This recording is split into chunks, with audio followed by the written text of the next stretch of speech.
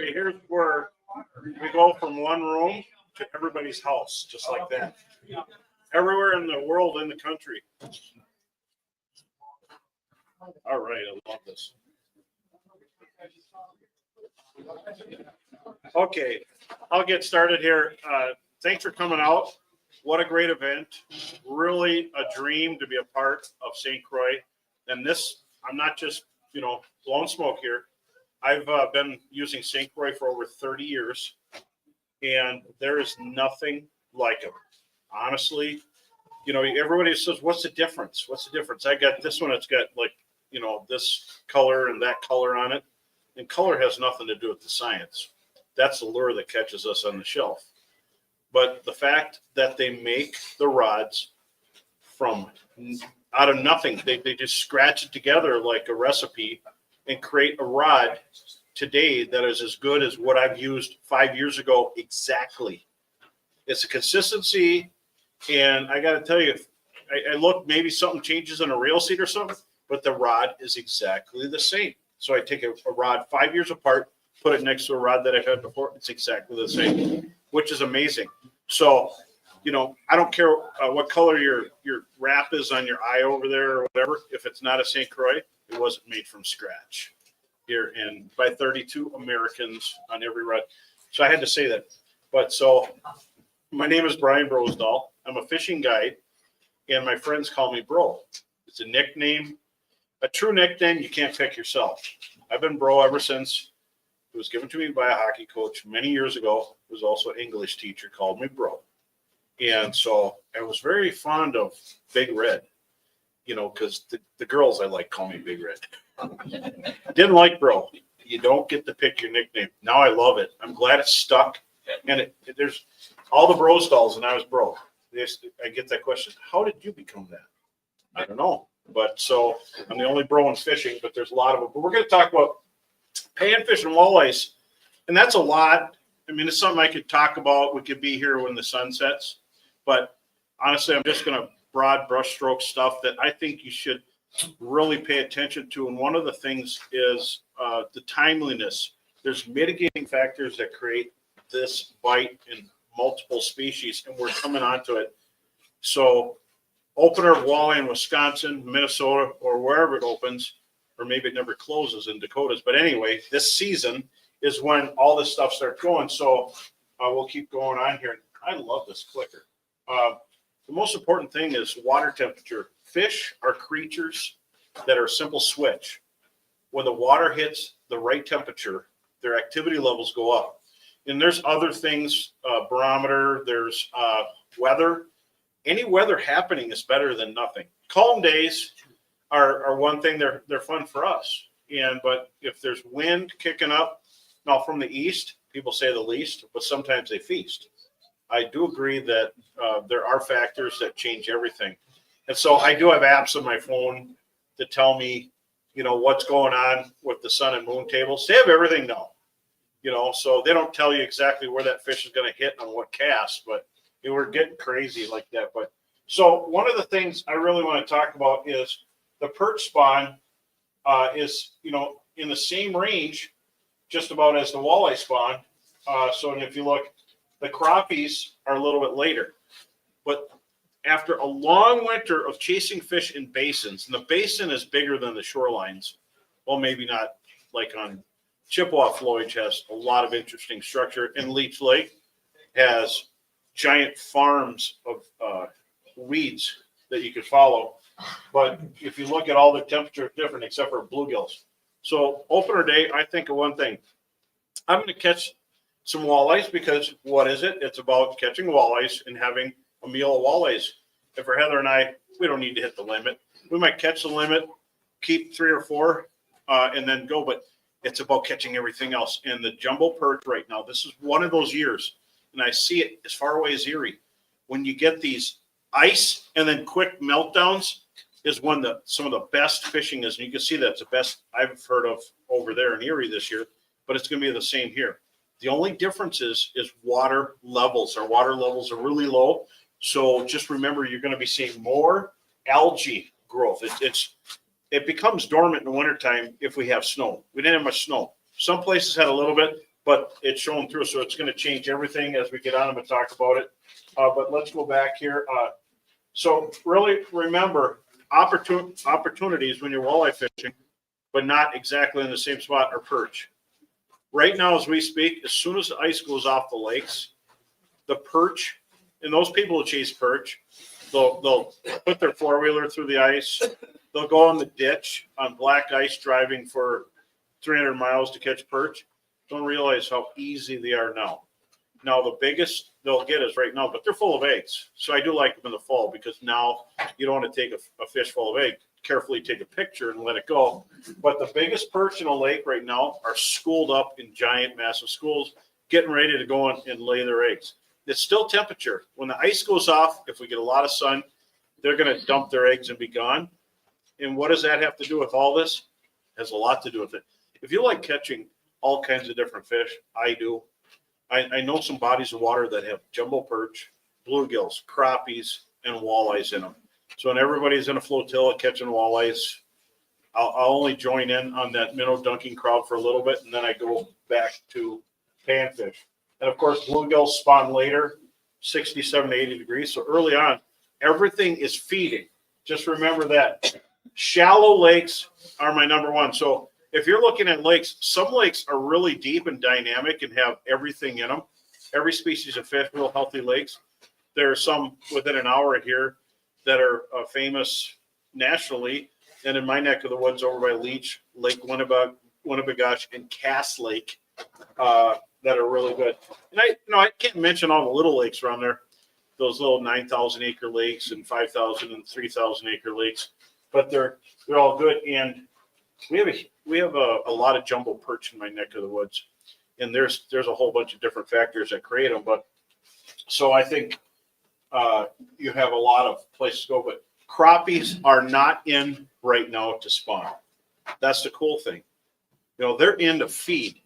When you get those big boiling schools of minnows in the shallows, the crappies are in there. And so when you start seeing the minnows show up, they're there. If there's no minnows in the shallows and the water's kind of cool, or if you get a cold front, they're back. Not necessarily to the wintering holes, though. On some of the northern stuff, if you go to about an hour north there, or even the UP, those are going to be a little bit behind here. And I've noticed that 1 hour drive thing this year, because 2 hours south of me, they've been fishing open water for crappies for 3 weeks. An hour south of me, they're just starting about a week ago. And in my neck of the woods, there's big floating ice piles out there still, because we had 40 inches of ice, and it doesn't go away just like that. We had colds that kept them there, but it's amazing just in that little difference. So you have it all available in a short amount of distance. But the panfish, crappies, bluegills, they like them muddy bottom this time of year. Northwest side of the lake or north, if you're above the Laurentian Divide. Does anybody know what Laurentian Divide is? Yes. Where the waters flow north. So you get above that line. I am right on it. So if I go a mile south, the waters flow south. A mile north, they flow north. That's a crazy thing. So where there's water flowing north, it kind of throws a wrench into that just only on the north end thing, because they'll be fishing on the south side at those mouths of the rivers, and then you got the warm water flowing north. So it flips it a little bit, so you got to keep an eye on the south end. But the north ends get warm, and the minnows come in, the insect life gets active, and the panfish go. And one thing I've noticed is if there's weeds, green weeds growing out of the mud, so milfoil, cabbage, any kind of cover, the panfish will be in it. And it's because we're in, buggy areas. And if you're fishing for perch, hard bottom. And there are weeds that grow in hard bottom. So weeds are kind of important. If there's no weeds, you find wood, you find beaver dam, not so much the beaver dam, but the chew. They eat the tops of the bushes and trees, the smaller shrubs. That has a lot of branches for fish to hold in. So I get this idea. I'm like, man, why don't I just make some cribs in my neck of the woods so I can, just go to them and catch the fish there. So I called up and I asked the DNR, can I build a crib? They said no. And I said, why can't I build a crib? Because it concentrates fish. Okay. So I struck out. And we don't want you throwing garbage in a lake that's not meant to be in there. Okay, I understand. But so if you find natural wood that didn't fall off a truck, or beavers are our friends because they make all kinds of good spots. I've caught so many fish by stuff that didn't exist a year before, and you get this beaver. You'll know where they're at because it looks like there's a windstorm that knocked everything down on the shore. You find their stuff, and the bluegills and crappies are stacked around it. And so in one day you can fish these warm, shallow areas in clear water, morning and evening, doesn't matter this time of year.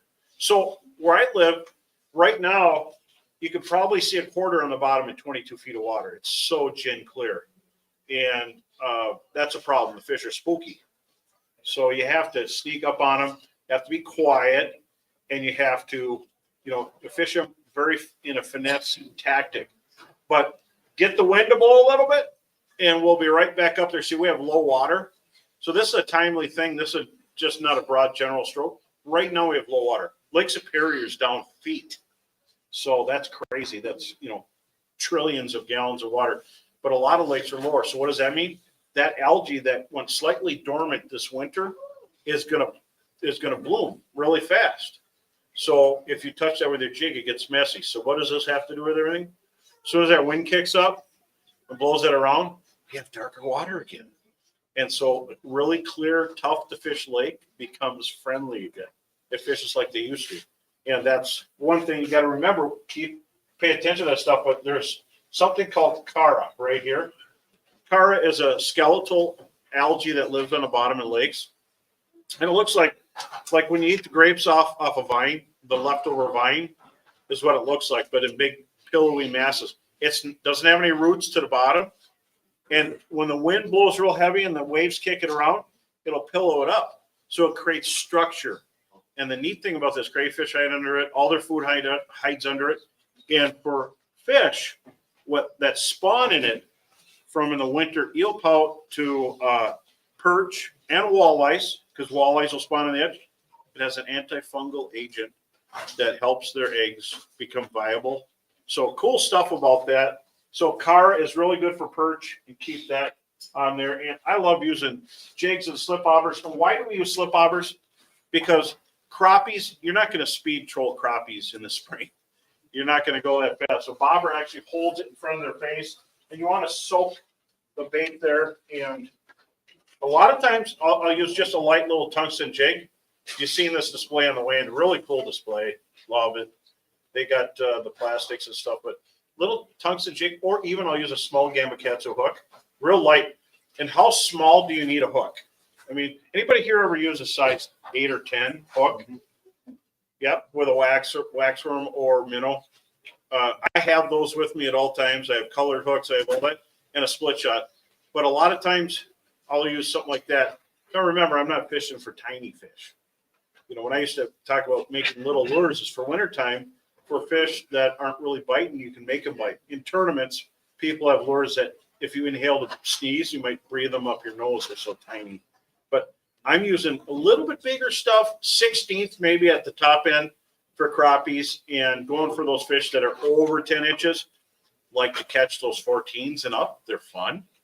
I like catching, I'll take any size crappie, but you want to soak that bait in front of them. That's why I'm using bobbers like that. And I got some other ones I want to show you here in a second. But so plastics, super important. I never thought plastics like this would ever exist. As you see on this Legend Panfish, I have, so there's been plastics around for years, right? So this is a super material, TPE. This is part of the eye candy, and I'm glad they have it here. That stuff is really soft, and it is really stretchy, virtually indestructible. And I've used plastics in the past that are real soft that caught a lot of fish. And we all know some of the stuff coming out of Japan was amazing. But in a day's time, you have 2 or 3 bags with no tails on them because they're too soft. This is soft, but it's indestructible. Now, the thing I like about this, that didn't sell me just alone. I can put a drop of Procure or whatever scent you use. There's a lot of scents. I'm not sponsored by scent. What I'm telling you is in my boat.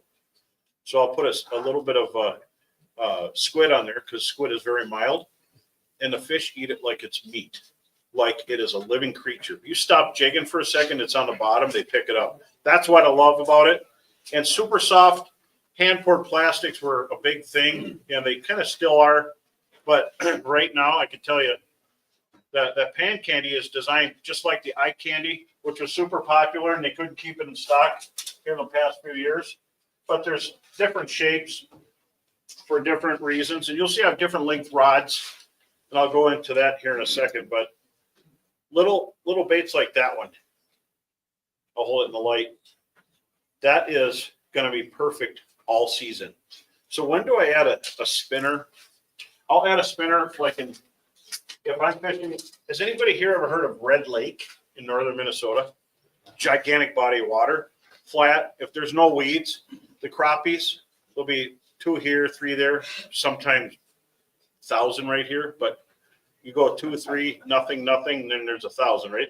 So I like spinner heads, and if you can't see them in shallow water using electronics, you throw little tiny spinner heads and slow roll them.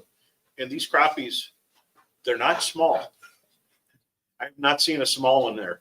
They're all 12 on up to I've seen 16 and a half inches. And so you slow roll it. When you hit them, then you'll put your anchors down, you start fishing, and you might be amazed at what you find. But those work even in the cold water periods, slow roll.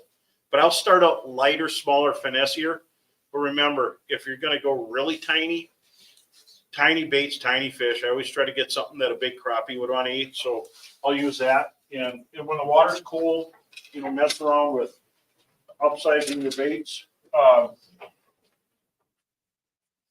But I love the St. Croix Legend pans are just amazing. How they're designed. When you're casting, the eyes keep the light line away from the rod, the watery line sticking to it. So perfect for casting, and the actions are great. They bend where they should. They don't bend down here. They bend at the top, so they have a perfect action. And light. When you're fishing, the most important part about it is feeling the bite, fighting the fish. And sometimes when I'm pan fishing with this Legend Elite panfish, I catch walleyes on it. I catch a lot of bass on it. I don't worry about it breaking. I got my drag on, it ain't going to break. But this little rod is so much fun. You hook it to a big bass. It's dancing on its tail. You're not fishing for that thing. But it goes with the panfish. I love catching panfish, but I like catching all these other big critters on these light rods too. It's an absolute blast. So when you go to a longer rod, if you're using a 6-foot rod, it's good for just about anything. But when you're pitching up for crappies on, if you're going to Chippewa Floyd, you want to pitch. You don't want to just look at a bobber or you're up at Red Lake. You're going to pitch. You want to have something in that 7-foot range. And they also exist in the Abbots. I really like this. I do like that split grip, but I like that cork handle, how it is. It's light, and I got the 7 rail on there. The 750s are perfect for all the panfish rods, if you had that question. And they're ice fishing reels. I don't put those to bed. I have a few on some of my panfish rods because they're smooth and they last. But these are a little bit better because they have a bigger spool. They absorb more line, reel in more line every turn. So, but these Abbots, I love them, and they make them in a longer rod. I have an 8-footer here. We'll get into more of the craning fish in a second, but there's a time you need a rod like this too. So you have to watch for obstacles, and we'll keep it moving on. So what I like about this here's a scene. I live in an area that there's 1,000 lakes to one side of me over. The other side, there's 700. But there's a lot of this big giant stuff, and I'm in a boat every day all summer. I love shore fishing. I like to see what I can catch offshore. It's not like when I'm in Florida visiting family. The first thing I do is, how you doing? See you later. Haven't seen you in 10 years. And I go to the surf to see what I could pull up on the surf. And just like a kid, because you'll be seeing people cast like they're running and like they're javelin throw, and they're casting way out there. And I'm like, wait a minute, the fish are right here. I have my Costa sunglasses on. I'm seeing them run up and down the shoreline. So I'm like, okay, They just flip it out by the shore. There's a pompano. Like, oh, that's really interesting, but it's the same here. What can I catch with my feet on the ground? The best boat control is on shore, right? You don't have to worry about nothing. But that being said, I love being in my boat, but there's that nice feel. I find morels once in a while. So where I'm at here, there's no trail going there. There's a lot of, that line that just caught my rod here. This caught my rod. So I put the rods in sleeves when I'm going in there. And when you cast, there's none of this. There's slinging it out there, because if you miss a fish, you lost everything in the trees. You know, there's really wild lakes, and wild lakes have these big 10.5-inch bluegills and shallow. And that's why I try different things like that, but I love being on shore, but I love my boat. I've got all the Humminbird stuff, and you watch the Technological Angler, you can see why you like it. I've loved it ever since Spot Lock existed. I can go to the sturgeon bite up at Rainy River. It just blows my mind. We used to have to use an anchor. Does anybody here still use an anchor? I had a buddy. I'd say, hey, let's go fishing. What are we going to go for? We're going to go for sturgeon. He'd be, oh. And I'm like, you know, my boat, he's the anchor guy, right? And we'd miss a spot. We'd have to bring up all that line and then reset it. It's only a 40-pound anchor. And do it over and over. And you'd have to time it. The wind and the current would have you sideways there. So one day he gets in my boat, and I'm like, see this? He goes, what is it? Spot Lock. Press it. Don't have to use an anchor. Oh, I might come with you more often now. You know, so pre-fishing for tournaments, he was my anchor guy. He just hated going. So I'd have to talk him into fishing with me, you know. And so now you press a button. And everywhere you go, everybody's on Spot Lock. But now try talons. I had a talon on my boat. I've had them for ever since they existed. And you press a button, you tie a cord, you back your boat off at a ramp, and when your boat gets tight, you press it, and it holds it away from the dock. If you don't even fish with a talon, you use it for docking. That's why you see a lot of people with one talon, just a short one for 8 feet of water. You're missing the boat, because a lot of times I'll use them in 10, 12 feet of water. There'll be a school of walleyes from here to the wall. I put those down. I use 2 because when you use one, if the wind's variable, you'll have to keep reeling in your line because you're going to run it over. And, you know, you put down 2 and you never move. So you could just sit here, and those fish eventually are like, hey, there's 2 logs over there. Let's go sit by them. And next thing you know, you're fishing by them. As long as you don't get someone on a boat that shakes the boat. If some people will jump from one side of the boat to the other, those fish are gone. But talons are really cool. So you'll notice I'm using a different bobber there. Pan candy. I get what I want. I love the eye candy. I've caught 2 years ago when I first used it, 70% of all my fish, spring to fall walleyes, came on eye candy. 70%. Last year was a little different year. There's so much food in the water, so many perch, so many minnows. They're a little less in need of a chase or to be enticed. They just want a tiny piece of bait in front of them. So it was maybe like 40, 50%. But now they made it in plastics for panfish. And these shad styles are fantastic. I have here little tiny leeches and little like a little crawler and grub for every type of thing. For slow rolling, a spinner, a clip-on spinner, or anything, that little grub is fantastic right here. And I know today a lot of pegs sold with this. So keep that in mind. And there we are for perch. And I don't think of pink for perch, but I hammered them last year on the 3.5-inch pink minnow.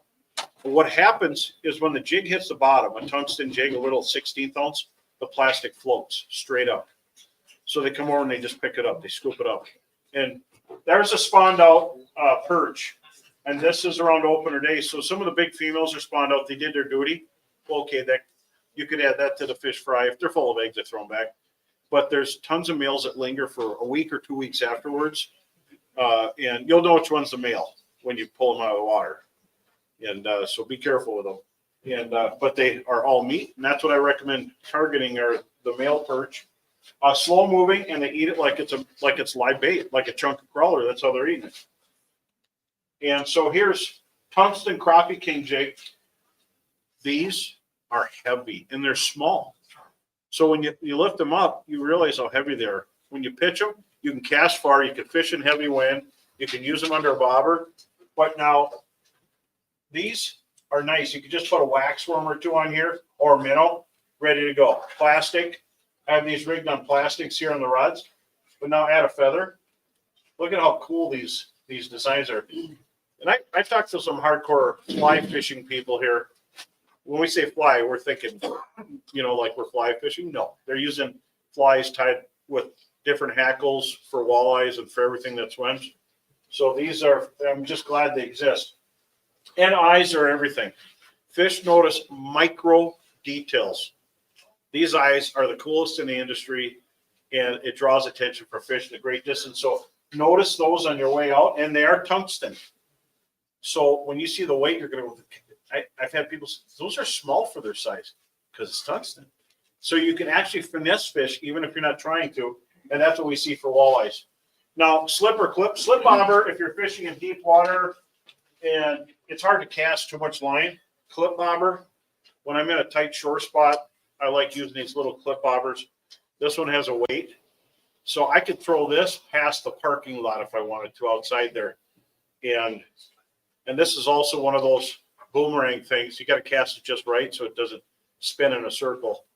But that's my pitching into shallow water, and just with a quick adjustment. A lot of times I've only got a few inches of line out. I'm finding fish. I'll see people on a channel fishing or weeds on a channel.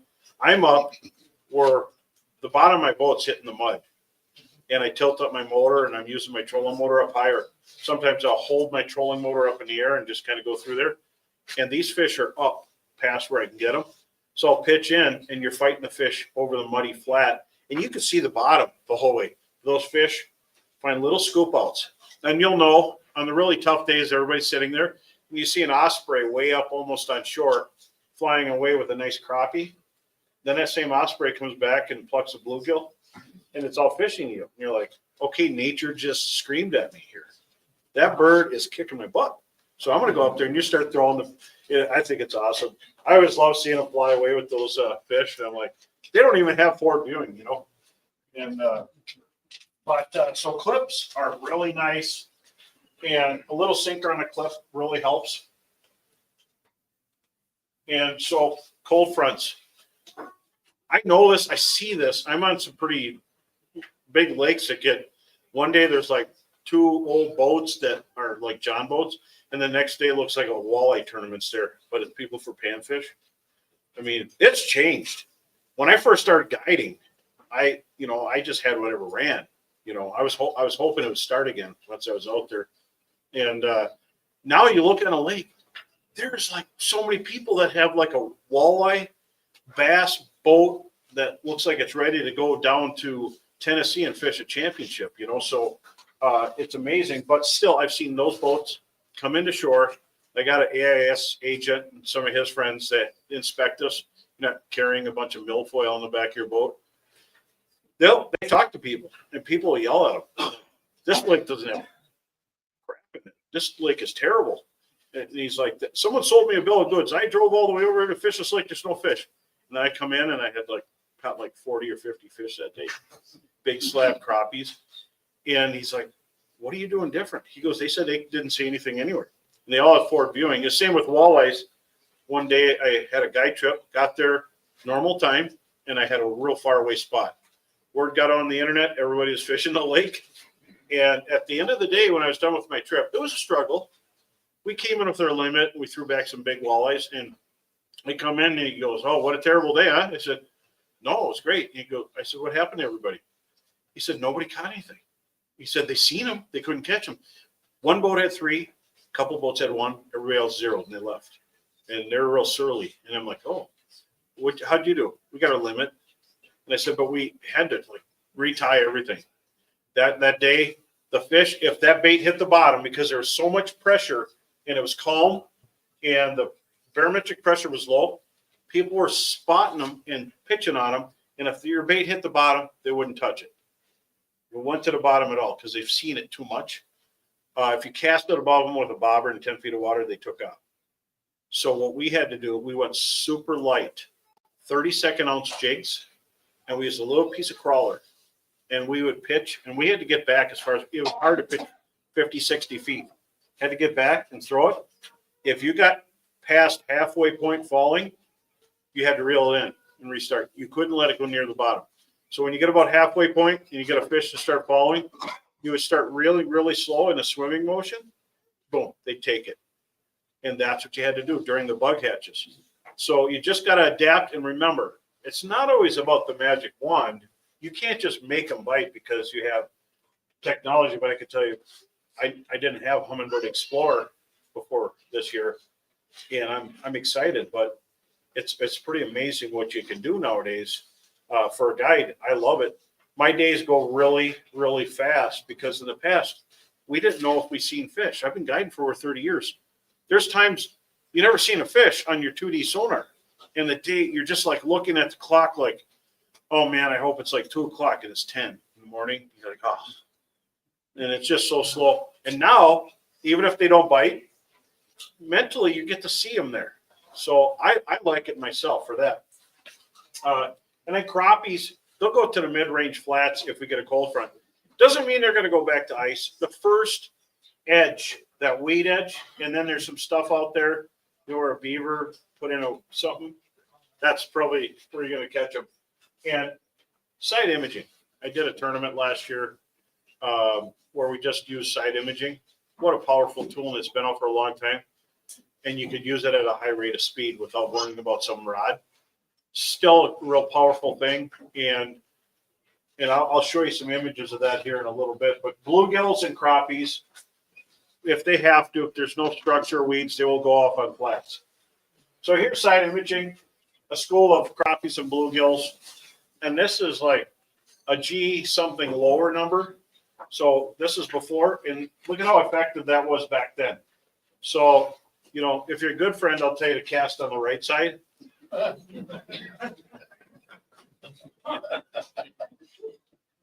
And maybe if we're at it all the time, I might have to go over here. But here's this is Mega 1, so this is the new one, and you can see these are all fish right here, all fish, all the way as far as you can go.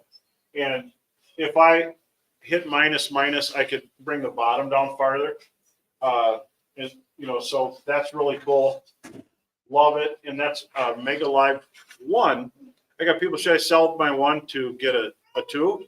I'm like, you could do that, or you could save it for ice fishing, because straight down, it's still phenomenal for seeing 3-4 lines on the ice. Love it. But Mega Live 2 is unbelievable. So I like catching really big bluegills. Here's a one that's 12.5 inches, pound 12. I was hoping, I'm trying to get a 2-pounder. It's been my goal for a long time. But these animals, they're not going to be up in the super shallow weeds. These are going to be the deepest weeds available on the flat. So when they're not going to be in hard bottom, this is before. They're going to be on the edge of the bulrushes. You can see they're just starting to grow up behind me, and I'm on the edge where the soft bottom meets the hard bottom. And they work these edges because that's where the most food is. And they're in green stuff. And then after they move up in the bulrushes and they spawn. After that, they'll move out to the furthest weed edge, which could be middle of summer. Some of these weed edges are like way offshore. If you've ever been to lakes like Leech, and that's a giant lake, so I could say it here.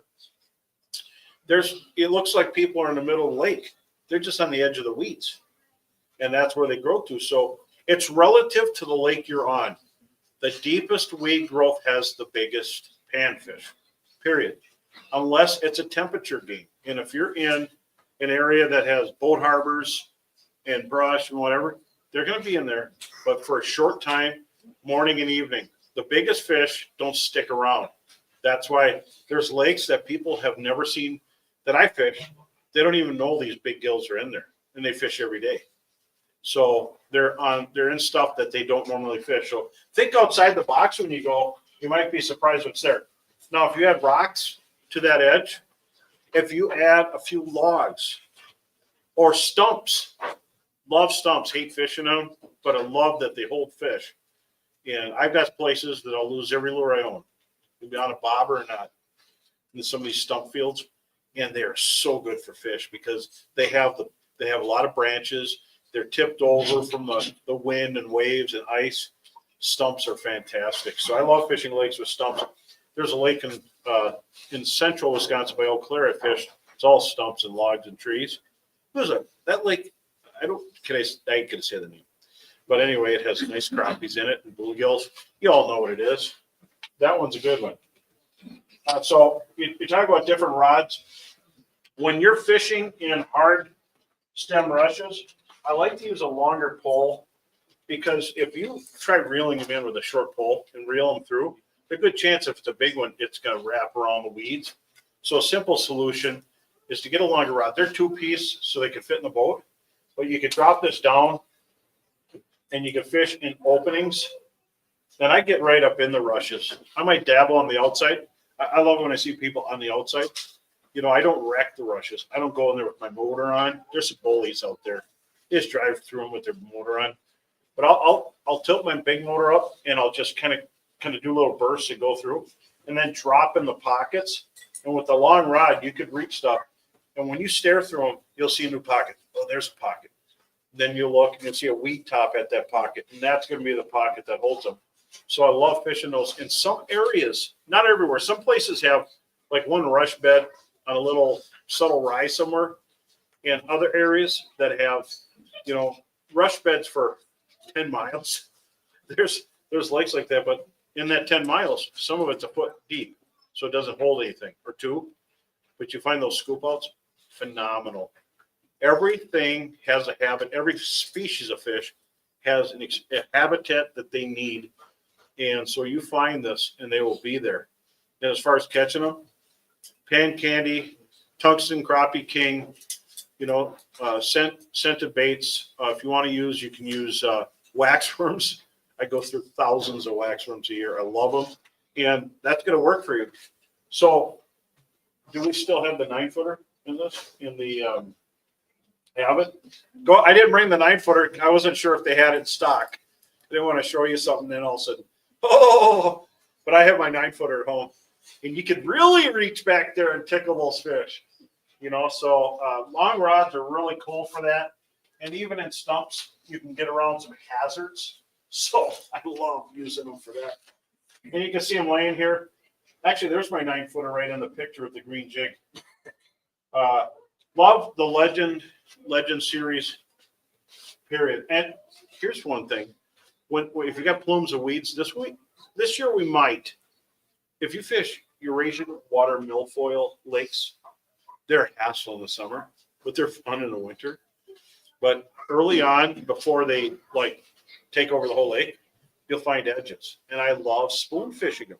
Actually spoon fished panfish, and we got at a photo shoot with Dan Johnson, who's a legend of St. Croix. Dan Johnson and I, spoon fishing is a nice thing because you could drop a spoon right down in the weeds and jig it in the center and have a wax worm on it. But I'll trade out the treble hook for a single hook.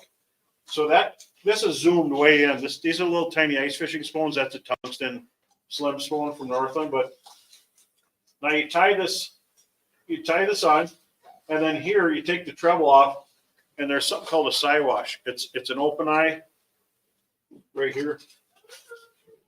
You can see it right here. That has an open eye right there. You put it over the split ring, and you take your needle nose and you shut it. So easy. And they've been out for a while, but you can add that to a ice fishing spoon and use it. I always keep ice fishing spoons for fishing in the weeds. And something I did with Dan Johnson years ago, in his first drop, he got a bluegill over a pound, then he got a 14-inch crappie, and then a walleye and a jumbo perch. And he said, well, spoons work here in Minnesota. He loved it. And we got a lot of photo fish, but it really does work. And the reason it works so well, it drops you through fast, and then that single hook helps. And I use treble hooks. I'm one of those guys that doesn't want to miss a fish in the wintertime. I want to perch fishing. I want to like commercially almost harvest them because I want to make sure my clients get their limit, but I don't want to damage future fish's mouths. And so I'm starting to go on on a single hook bench here. But you can add the spoons in. If I go back here, that I'll use under a bobber with a leech right here. That's a little plastic tail I put on there, but you could add a leech. Bright, micro with a hook. So you can take just your regular spoon, put a hook on it, and you've got something that is going to be great under a bobber. For forward facing, like this is flat, so it's going to stick out like a sore thumb. And so that's, you're going to see more of that stuff happen. Oh, and then clip-on spinners. You get these clip-on spinners, clip them on a jig and pitch that. That works really good. I really like underspins right now. They were so good for me last year. I can't even begin to tell you. I start out with some Smeltinator ones. And, oh, here's a Brobuck spoon. I really zoomed in. I mean, this is a tiny spoon. But that with a leech, deadly. That with a wax worm, super good. So let's get in here. If I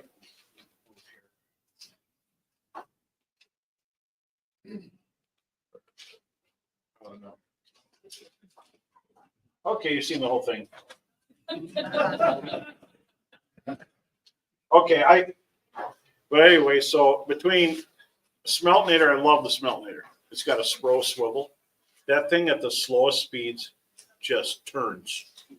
And then I have deep V's. I love those. I use deep V's for a long time. And they have the spinner. But if we get bit off 3 times a Smeltinator, I'm going to put deep V's on. There's too many pike today, you know, because the cash register's ringing too much every time I get bit off. And you can't put heavy, you can't put leaders on. You got to use, you know, lighter line. But those spinner heads really kill food. They just get them. So jigging a shiner season coming. And here again, I got shore spots.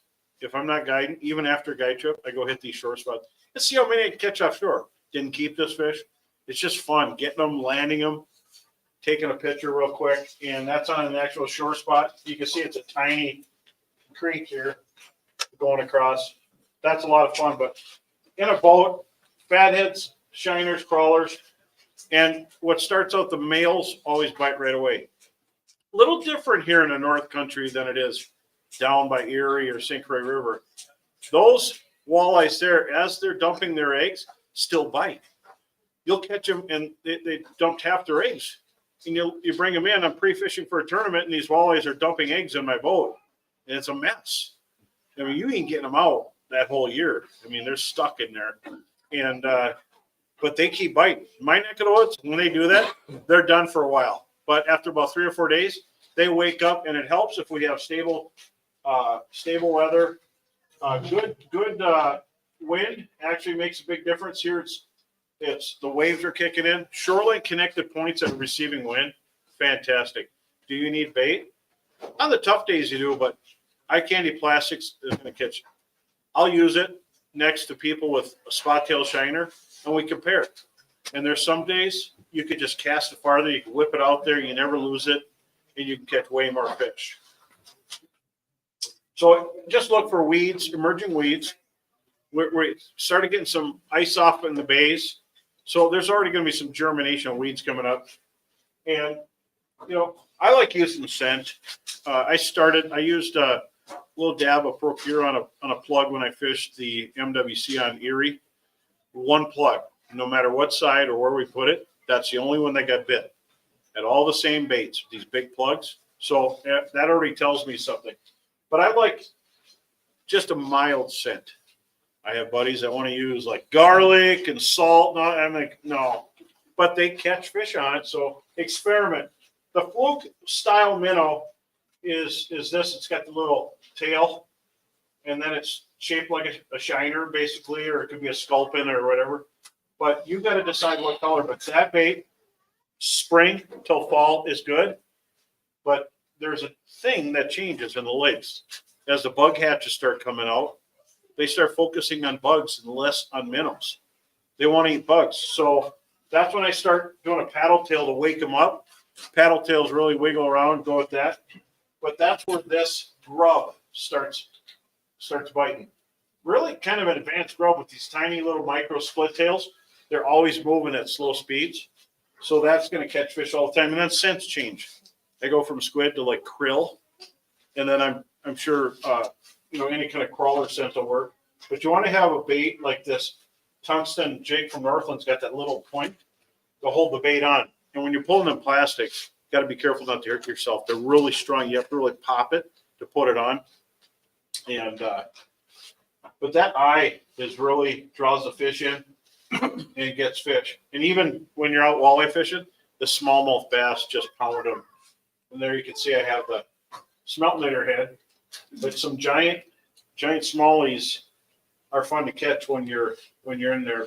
I always bring single hooks. When you're fishing, it's good to have just a plain hook. And a plain red hook or a black hook is nice, but add color. On lakes in my neck of the woods, there's some lakes that you wouldn't go without green. If you go to Mille Lacs, you better have orange. And if you go to Winnie, you better have pink. And Leech, you better have glow white. And on and on. So you just get a multi-pack and try it. The best thing is, whatever your friend or your family's using, do something different. And when 3 fish bite on that, that's a trend. 1, that's a knee jerk if you switch right there. 3, maybe even 4. Don't get too nervous. Try different colors and try drop shots. We could just do something on drop shots here today. Drop shots are a big deal, and different ways to tie drop shots are. So drop shots for walleye. Now, I did a whole seminar on these, and then there's a stealth rig. It can outfish anything faster. And what is it? It's taking a piece of live bait, not just plastic, live bait like a leech. You put it on a drop shot, which your sinker's here and your line's here. You pitch it in at the walleye's level, and you just hold it in their face. And that's what they've done for bass for years with plastics. But now you can pitch past the walleye and bring it up to them. Now, accuracy is, as of lately, because we have technology, you can bring it right up in their face. A slip bobber will do that too, but the problem with a slip bobber is it'll drift if it's windy and drift out of the zone. So you have to keep casting. You keep casting, this stuff's falling down by them. Eventually, they're going to leave. But in wind, if you cast upwind into the wind, your line's straight. Downwind, your line's straight. So you want to go upwind or downwind of the fish. Upwind, if you're casting, the turbulence trail ain't blowing them away. You can pitch up to them, and you hold it right there. And that's where target lock is nice. If you're spot locked and your paddle's on your front trolling motor, you have to move it to see the fish. Well, if you're spot locked, you're kind of stuck where it's at. With target lock, you can move it with a remote and look around and see where the fish are and keep casting them. And that's a really cool feature. And they have them so they fit really nice on a 60-inch motor. And so I have a stealth rig right here. And that's the sinker at the bottom. I got a tungsten sinker. And this is tied up to the last day I used it. So you have a drop shot now that actually has a little finger of line. And now when you're tying that, and there's a whole thing online for tying the stealth rig, your leech is swimming here, and these never tangle. And I've got that double line threaded through there. I take a little rubber bobber stopper and I put on there for orange. So I got a pink with orange, and then the walleys are a little closer to the bottom. But you throw it and you swim it by them. You could stop, and when they hit it, don't just set the hook. You're going to jerk the leech off. You start pulling and reeling, and then when that rod's loaded up, that's when you set the hook, and then slow roll them in. Make sure that rod's bent, but don't drop it, and don't pump the rod. It's not salt water. So there it is right there in a cylinder sinker. But there's a good note. I had someone remind me. I never told them how I got the hook on this loop. And if you, yeah, and so what you do is you hold the loop tight, and then you take this, before you put the sinker on, this is just a straight piece of line, go in this hook and out, and take the loop and slide it on this loop. So you use this as your tool. You don't need a threader. You take this and go in the hook and out, so it makes a loop on top, and then you slide that onto the loop. And then just wrap it a couple. That's how easy it is if I would have told him. And then put your sinker on. But I tie a little loop knot so I could change sinker sizes. But these sinkers will crimp on there. And I love braid. You know, braid, I use that on most of my rods. The only fish we've lost in years have been on mono or on just using non-braid. You know, all of a sudden something goes wrong and the fish is gone. And then another one. Then all my lines are braid after that. And I never lose a fish. Bobber fishing, jigging, rigging, anyway, I'm braid. And when I did the FLW Walleye Tour and the Cabela's, any trolling event, I use braid. And you could get by with a heavy pound test to meet the 10-pound diameter trolling. And the nice thing with braid, when that board went back, they're already hooked. It zips them really good. And there's a few of us that did that. But this right here tied with a back-to-back uni is going to be great. But sometimes traditional drop shots work really well where the hook's right here. But what I found what happens there is you end up with just the sucker lips of a leech nonstop because the walleye grabs it and turns and got no room to run. We're here, when they grab it, they suck it right in. And your fish are hooked. And it gets past their jaw and turns a corner there. And that's why I did it. And the first time I ever used it, I was in between trips on my second trip was coming in. It was a struggle. Slimy, algae, weeds, just a mess. And I tied these at 3 feet. And we limited out an hour and 20 minutes for 5 fish or 5 people. So that was 30 fish. So, and I thought this would be tangled all the time. But people didn't know anything about it. Just pitch it. And every now and then the leech splash over here and the lure would be over here. But it was surprising how well it worked. And you're going to see more and more people use it. But not everybody has the confidence. You got to have confidence. You got to use something for a day or two before you say, wow, this is real bread and butter here, you know. And what convinced me is doing extremely well for clients. And then some years it's hot and you'll catch fish like crazy. And other years you go back to other traditions. And so it's whatever the flavor of the day is my favorite flavor, right? So so there's the basic one. Well, after seeing the stealth rig, this looks kind of boring, doesn't it? But it works. There's people catching walleyes on it, and I did too. I just got tired of getting the bodies bit off my leech. And minnows, you could use smaller minnow shiners, fat heads, and bigger minnows get a little bit too hard to deal with. I'm busy right now. So here's a drawing rendered from Walt Disney here. Good thing I didn't work there. So here it is standing out away. Different sinkers you could use. The bottom loop you could wrap around. You could use a bullet sinker with a slip knot underneath, a bobber knot. And I find two bobber knots underneath are perfect to hold it there with a bead. So you could adjust, leave 10 feet of line. You're casting, and there's a lot of line, a big trailer line, until you find out how far off the bottom you want to fish. You know, you don't just trim it right away. And there it is with the leech on it. Right there. And so when the bug hatches, things change. But right after the bug hatch comes a crayfish molting period. It's underspins. Man, did we catch fish on them last year. And I wish I've used them for a long time. I've used whistlers. But these deep V's, that walleye especially in my neck of the woods, that one right there, that was limits of fish. Paddle tail, great that time of year. And then as fall comes, I go back to the minnow. There's the smeltinator. So they both work the same. The smeltinator is just high end. It's a Gamakatsu hook. And you can pick different hook sizes with it. So in walleye fishing, did we ever get to pick different hook sizes? No. Just on a plain hook, but not on a jig. You go this one, this one, this one, this one. So you could use a bigger paddle tail, a big minnow double hooked. Love the idea of being able to have different stuff. There are things coming out of bass that don't need to stay in bass. They're good for everything. You know, if it works for walleyes and it's a bass technique, so be it. Use it, right? Here's a kind of a close-up of what they look like. So if you look on this side, there's different hook sizes. 1/0 to 5/0. Well, I'm not going to be fishing for, stripers or anything right there, but then the different weights, pretty cool stuff.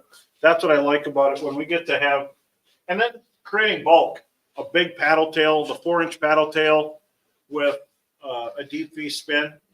That's going to be great for big walleyes, especially in darker water. Darker water, it is the thing. It's a great thing. If you're fishing, Canada, Lake of the Woods, darker bodies of water around here, that's going to get some of the bigger walleyes. And they just pound it. Now, during the crayfish molting period, it's kind of when we would take and stop using like a leech on a rig or jigging a minnow. We start going to using spinners with a trunket crawler or whole crawler harness. You can do that. But I find it fun that you can just cast something and still catch them. You put out crawler harnesses, you got boards, you got troll. How about just casting? Feel the bite set the hook. This is bread and butter during the crayfish molting period, and it can be hitting across the bottom, across the sand, and fish pound it. So I've got my clients and I, we've casted. If fishing gets tough, then we'll pitch them back and just drag them for a little bit. You hit a few fish, you stop, you cast, you catch a few more, and you keep going. You hit another pocket. So you're catching fish when people are sitting staring at non-biting fish, or they might be sitting on a school of red horse. You don't know. But if you're moving, you catch a few, move, catch a few. This is great, especially in the summer when things are supposed to be dog days. This takes you out of the dog days and it puts you into the good days. Any questions? We only talked about perch, crappies, bluegills, walleyes. I noticed that on your jigs, the knot that you tie on that. Yes. Loop knot. I have bad hands. Okay. What about like a little snap? Snaps work fine. They're not afraid of it. The snap, I use snaps if I'm in pike infested waters. Saves a few jigs. So a little snap. So I have a whole bunch of snaps I got from Gamakatsu makes them, and they're just little. That little snap works great. And if there's a lot of pike in the lake, I use a big snap. They've never not bit on my jigs in gin clear water because of a snap. So that works fantastic. And you can change your lures. So with that, that makes a difference on the action of the jig versus like Rapala knot. Well, yeah. Well, when you tie a loop knot, it allows basically your jig to move around back and forth like a swing. So you get more action out of it. It's a smoother flow. When you're jigging it, it's moving more natural. It doesn't wrap as much. You just want to tie that loop knot kind of short. Sometimes when I'm in a hurry, I've been at photo shoots where the Northland guys had to retie it because they wanted to make sure they didn't think I was insane how big I tied the loop. When I'm in a hurry, I don't tie the best loop knots. The best thing is when you tie the knot and you're getting ready to slide it down, you moisten it, lay it on a flat surface and slide it. Because if you do it up this way, it tends to make the loop kind of big. But yeah, they've retied some of my out of my guide boat. But snaps, I use snaps. I love snaps. It's having like a little short micro leader for pike. And there's more pike than jigs that I own. I mean, in my neck of the woods, in here. I mean, how many hammer handle pike are there?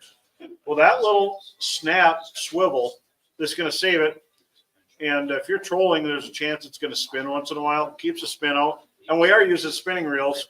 So that snap and swivel actually takes some of that loop out of the line. Great question. You get a star by your report card. Any other questions? You're not telling me like the last time.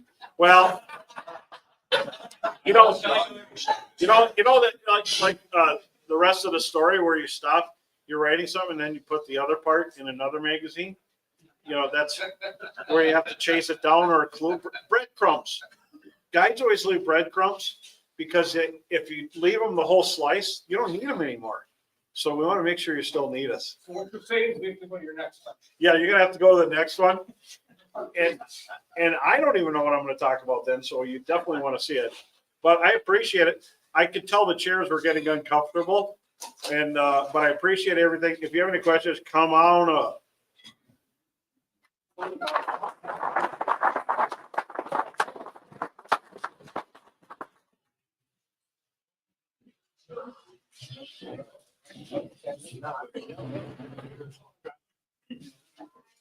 Yeah, and then I put a, Yeah.